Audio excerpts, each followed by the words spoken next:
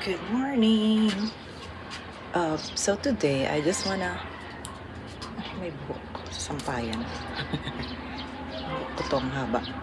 So today I just wanna fix the plants that have been toppled over. Ano ba ang tawag doon? Yung mga tinumba-tumba ng cats dun sa east side ng balcony dahil ang tagal na nilang nakabaliktad and yung growth nila sumusunod sa araw kaya bumabaliktad na rin. So kailangan na nating ayusin yon immediately. And yun ang gagawin natin saglit before gumawa ng ibang mga chores for today. 7:30 na ata ng umaga. Let's go!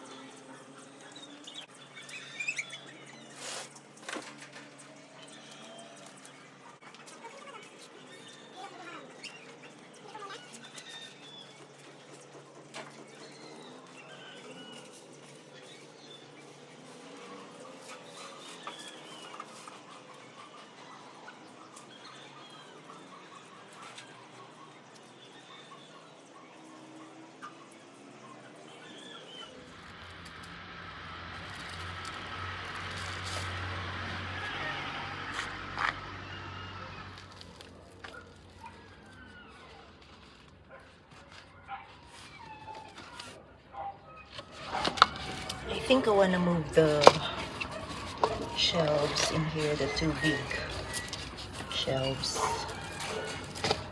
para mailagay ko yung plants. Magkaroon sila ng shelf para maarawan sila ng maayos. Yeah, I'm gonna do that. So I'm gonna bring out all the plants again from here and bring the shelves in here.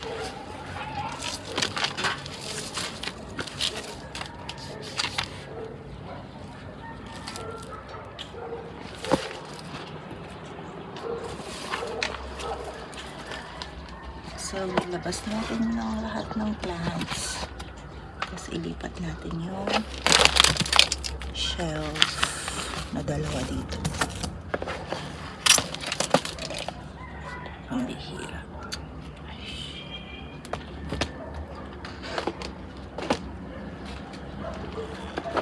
Grabe ito.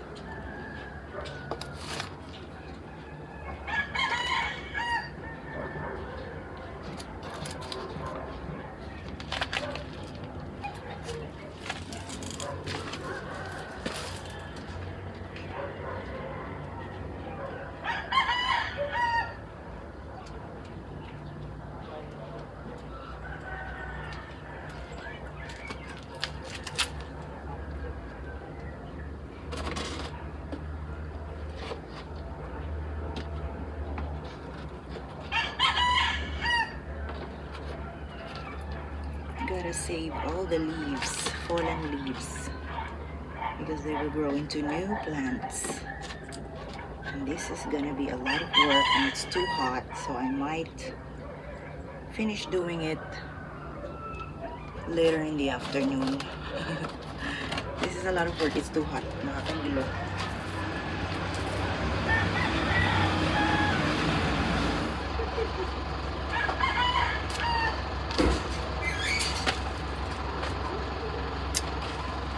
No, not yet. You know what? I'm gonna do it later. It's just too hot. Hindi pa ako nag-breakfast and wala pa akong energy. Kakagising ko lang. So, ayan. The plan is to move everything outside muna. And then to put the shelves in here. Maybe in this area. And then, all the plants will come back. But on their respective shelves. So, there will be more shelves in this wall, against this wall. Kasi, dyan yung magandang araw. And need ko rin itanim itong aking mga dragon fruit from Zambales. So, yun. Too much work pala sa side na to ng garden. Ayun, nabali-baliktad. So, kailangan maayos lahat yan. But later. Not this morning because it's too hot. Kung sana nagising ako ng mga alas 5, ganon. Yung wala pang araw, nagsisimula na akong mag-ayos sa garden, di ba? Pero ngayon, hindi naman masyadong mainit sa Baguio, pero alas 7, alas 8 is, basta yung araw talaga nakatutok sa'yo. Mahirap kapag hindi ka pa nag-breakfast. So, mag-ipon muna tayo ng energy and then let's work on the garden later. Maybe later in the afternoon. After lunch probably. Pag wala ng araw doon, kasi nandun pa yung araw dahil east side yun. So, yeah, later. Pag natatakpan na yung nasishadan na doon ng yung araw pag umakyat na sa kabila. Mamaya na. And I'm doing it the following morning. Because it's not too hot today. It rained yesterday. And I think I'm gonna be fine doing it this morning. And I have to do it fast because I have to go somewhere later. Later.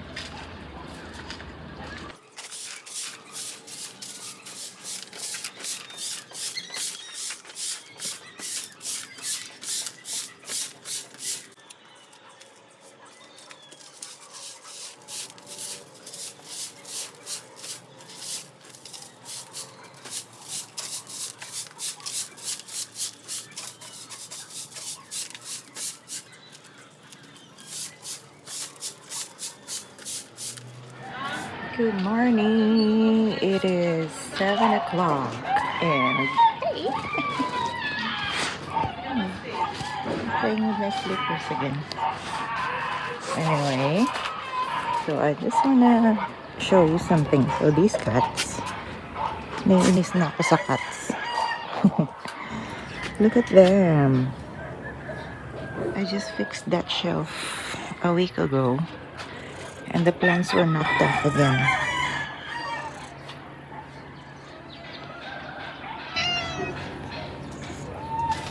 Nainis na ako sa cats. At dahil dyan,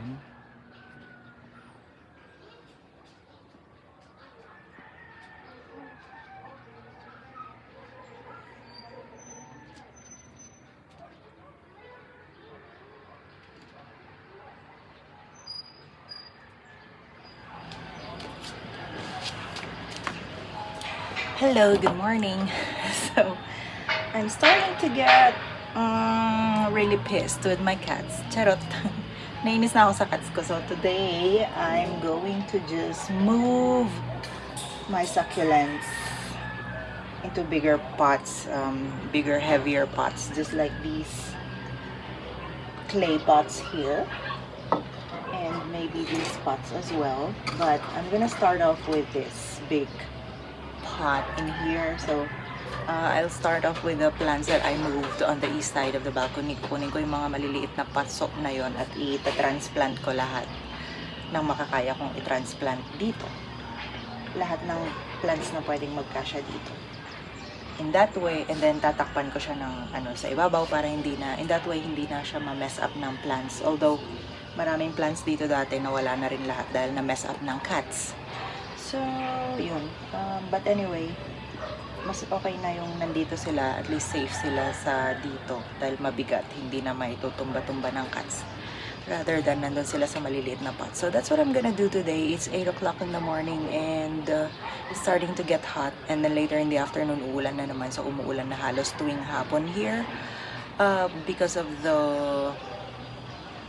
magsisimula ng tag-ulan, and we're nasa El Nino tayo. So I heard baka daw magiging mas malalakas ang mga ulan this year.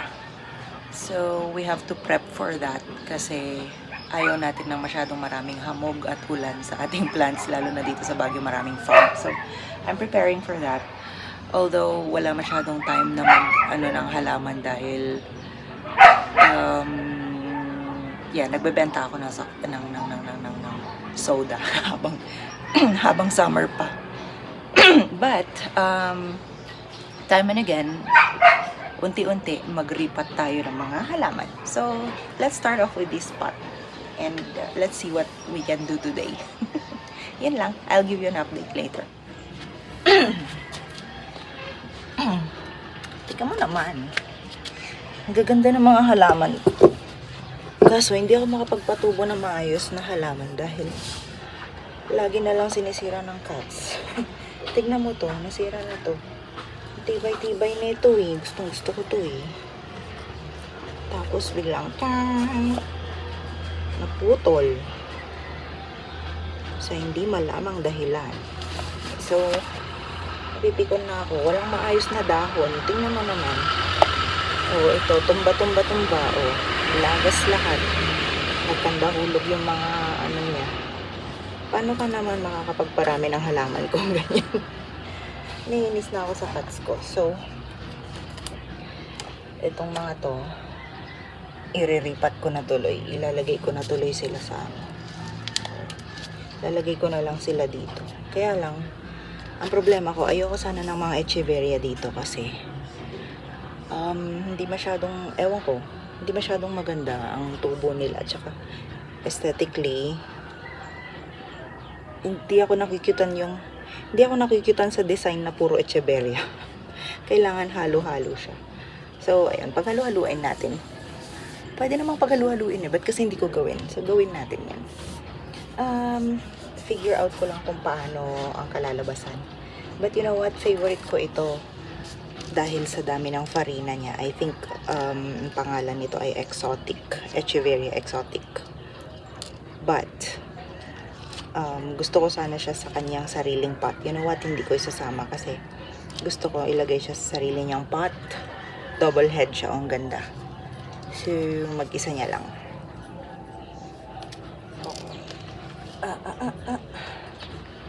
So, what are we gonna do? Ang init. Napapasok ako. Nasaan ang aking spade?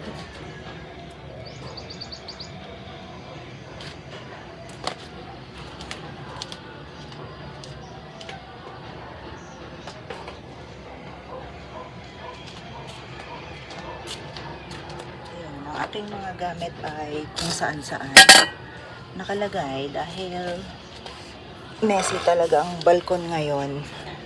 Hanggang ngayon nag-aayos pa rin ako at hindi ko pa rin naaayos, natatapos mag-ayos dahil busy-busyhan sa ibang bagay.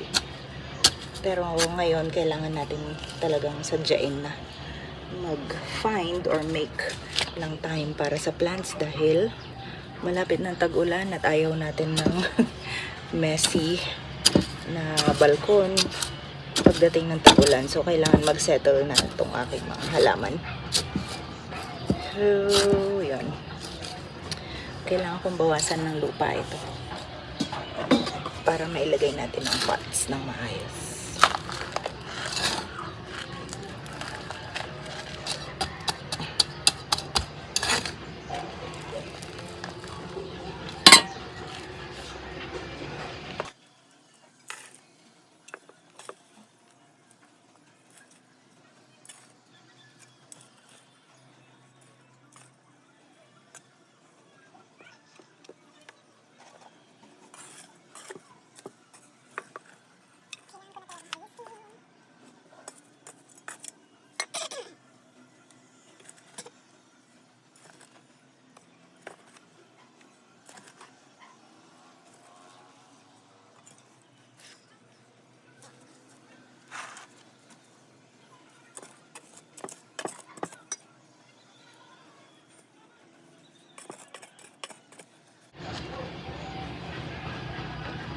Variegated to eh. Ay, hindi. Golden, ano to. Ay, oo, hindi. Regular lang to na jade plant. Pero ang ganda niya, o red. Regular jade plant lang siya, pero ang ganda. Dahil na-stress siya ng, na-stress na siya. Nilagay ko siya sa maarawan. But it looks pretty. Ano ba kaya?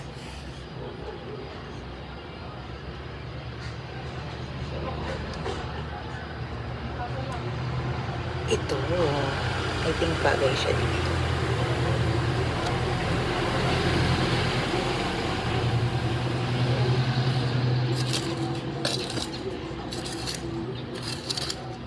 And then, Echeveria. Sa gitna. Ito, ang ganda rin to dito. And ito.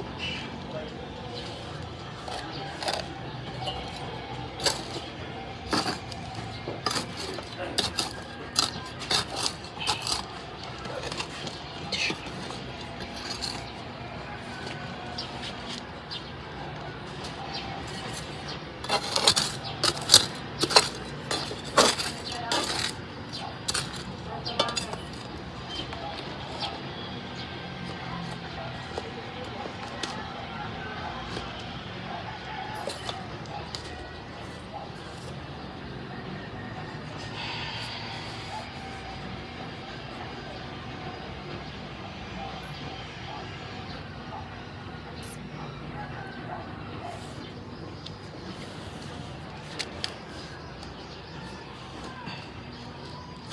Hindi ko na siya iayos ng parang maayos na maayos. May design, mga ganun.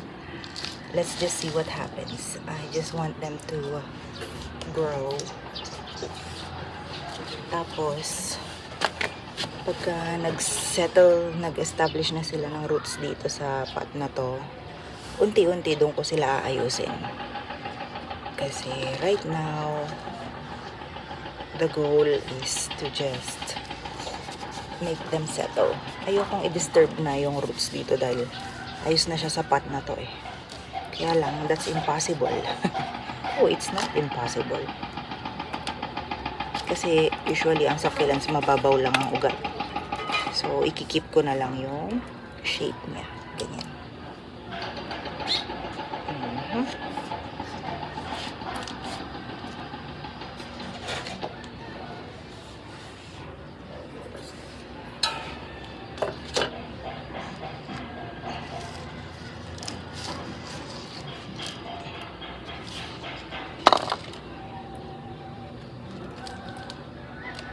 Nakikita nyo ba?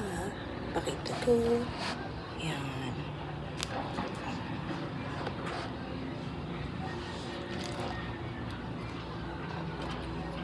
Nakikita nyo ba naman?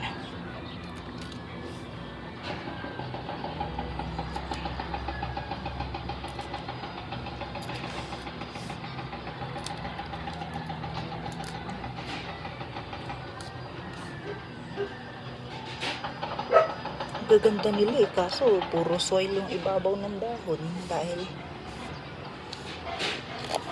kung saan-saan na sila nagtatumbling.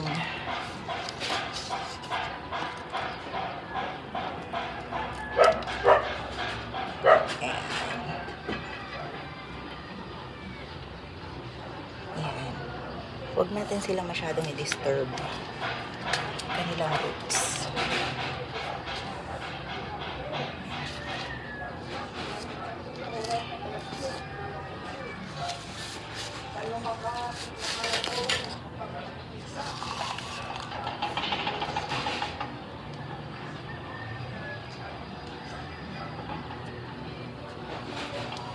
Ito kailangan itaas ng konti.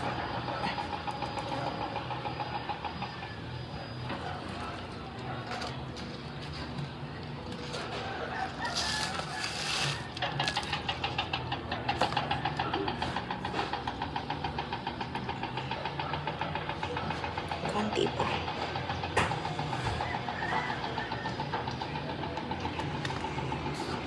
Konti pa.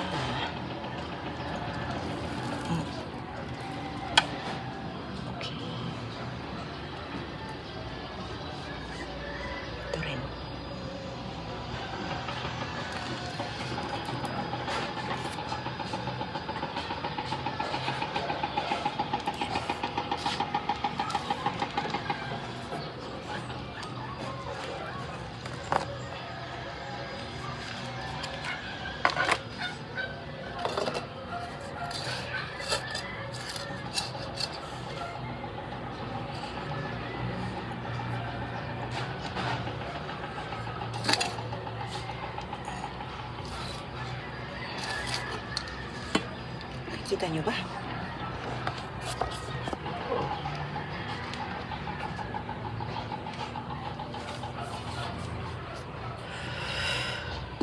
Oh no.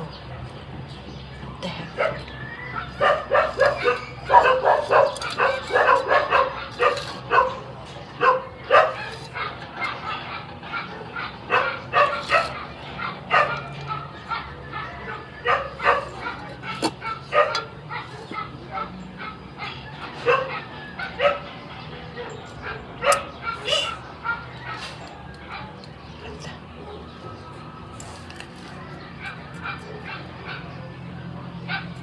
Ang ganda-ganda na ito. Ganda ng farina niya. Ganda ng kulay.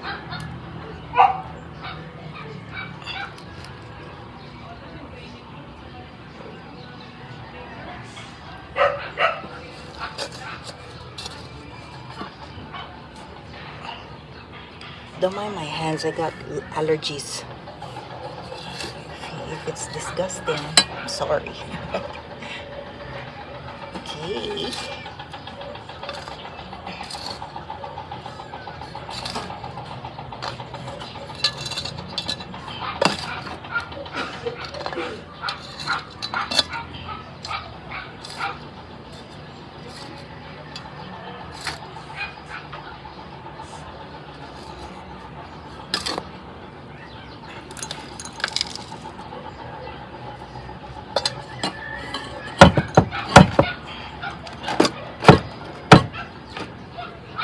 Basag-basag na itong pot. Basag, basag.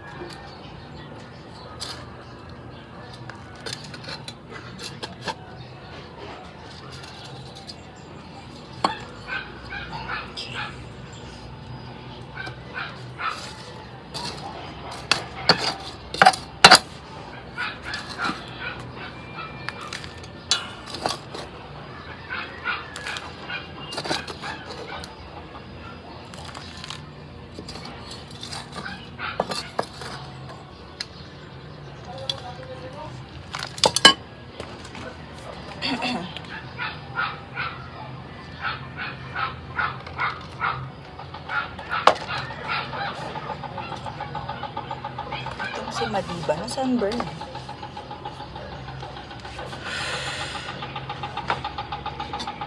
Na sunburn si Madiba. Madiba. Madiba. Oo, kakayanin kaya nila mag-survive.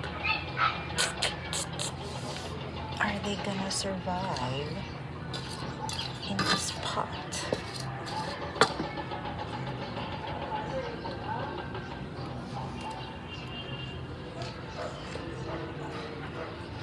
Poprotect ko na lang itong pot na to para shh!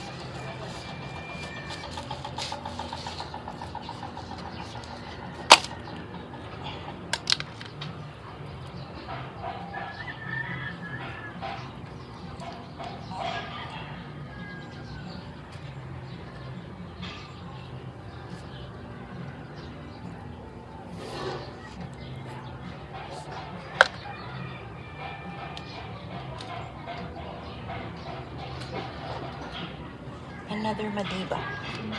Kasi ito naman na fungal powdery mildew. Pero ilagay natin ang mga Madiba. Ayan. Okay, I need something taller. Something taller. You know what? This one, I'm gonna put it in here as well. To give it a little bit of a texture. Super dry sila. Oh, kawawa naman sila. Oh. Super dry ng aking plants. But it's better to err on the dry side, sabi nga nila, kesa sa super wet. Um, hindi pa kasi sila nadiligan simula nung iniwan ko sila ng maraming buwan. But that's okay. Because they're still alive and they are strong. I can feel it. They are very strong. These plants are very strong. Kaya lang, delikado kapag na-mess up sila sa tag-ulan. So, yun ang kailangan nating i-prepare right now. So, this spot, ewan ko kung naririnig niyo ako. Anyway, this spot na to, wala siyang arrangement na talagang masasabi na maganda ba, hindi, whatever. I'm just dumping all the plants in here. Any plant that I can.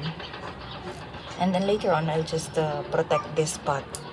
Maybe with some shade para hindi siya masyadong sa bagyo pagka tag-ulan na. And then, I'll just let them settle, the plants settle in here, grow roots and stuff, and see what happens.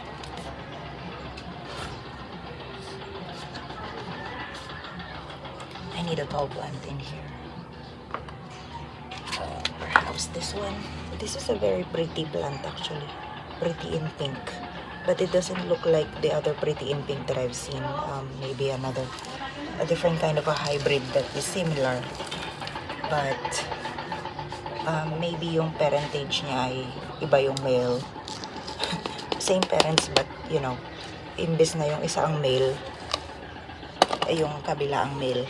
Gets mo? Parang gano'n. Hindi ko alam. Anyway, basta gano'n. Pretty in pink pa rin siya pero iba lang yung itsura niya.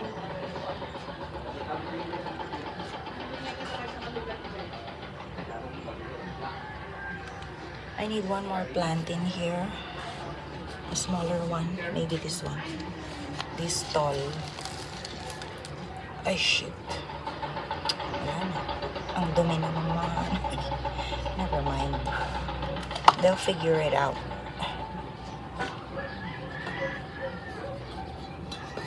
They will figure it out themselves.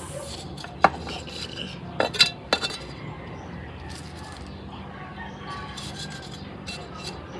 Let the plants figure it out.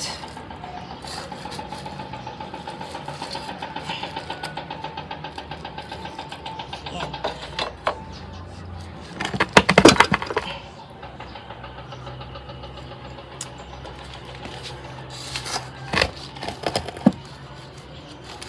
Ba't umaandar yung pot ko?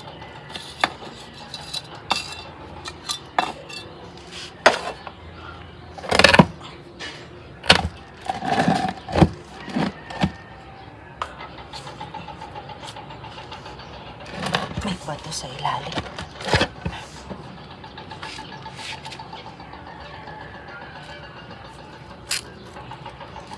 Bigat-bigat ng pot na to, tapos umaandar. Okay.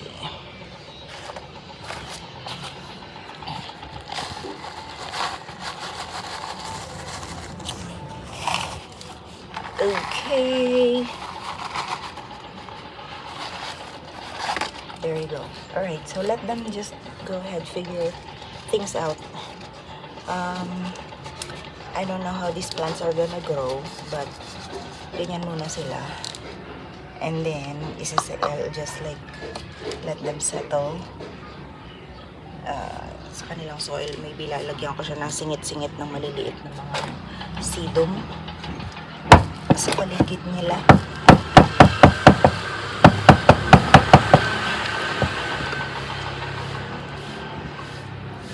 And then, diligan natin and lagyan natin ng toppings. Lalagyan ko siya ng toppings para hindi siya i-mess up ng cats. No, actually hindi ko muna lalagyan ng toppings. Tatakpan ko lang para hindi siya kalkalin ng cat. Yan. Okay.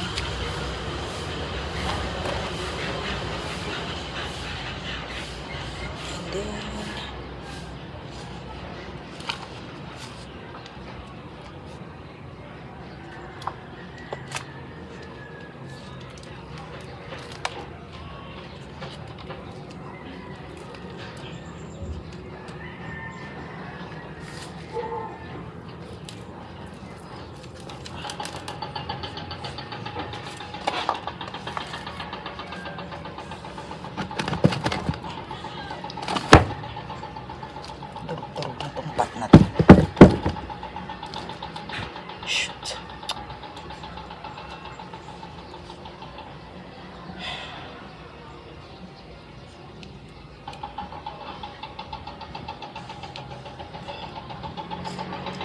this needs water. I'm gonna water it.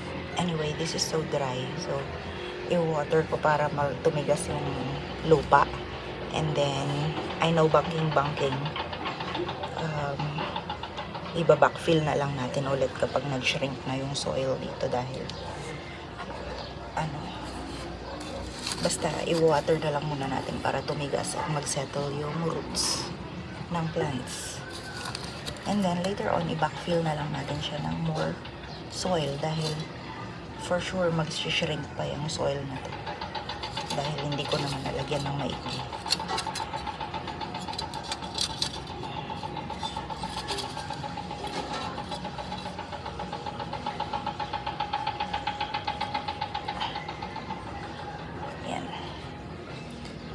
Sila mag-figure out sarili nila kung paano sila tutubo. Yun ang pagandaan sa succulents.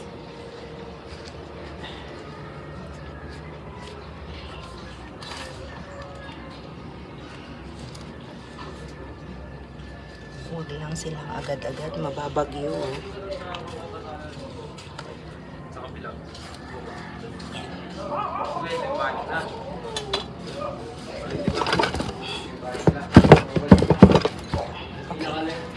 Ang hirap mag-alog. Ay, nakikita niyo ba? So, let's water it.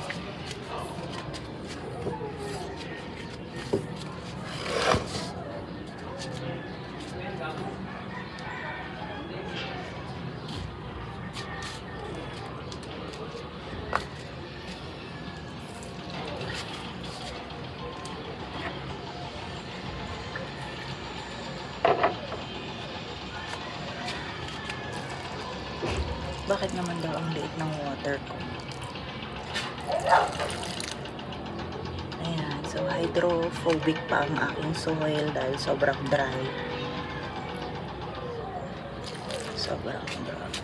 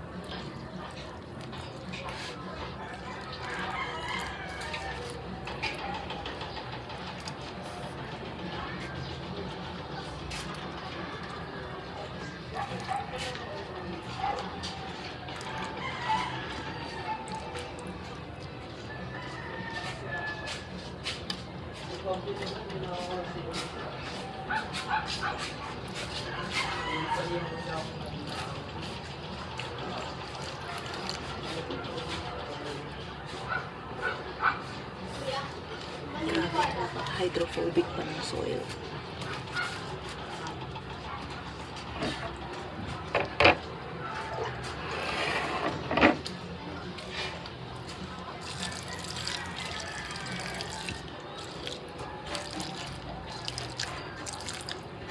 Ililipat ko tong pot sa ilalim ng ulan later pag nakapag-ayos na ako.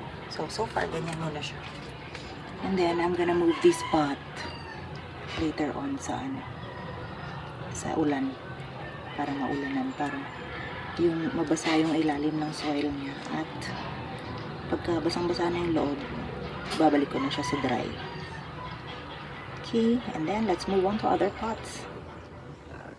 So the cat found its way into my shoulder. I mean, he wanted to be cuddly today. My old Shifu.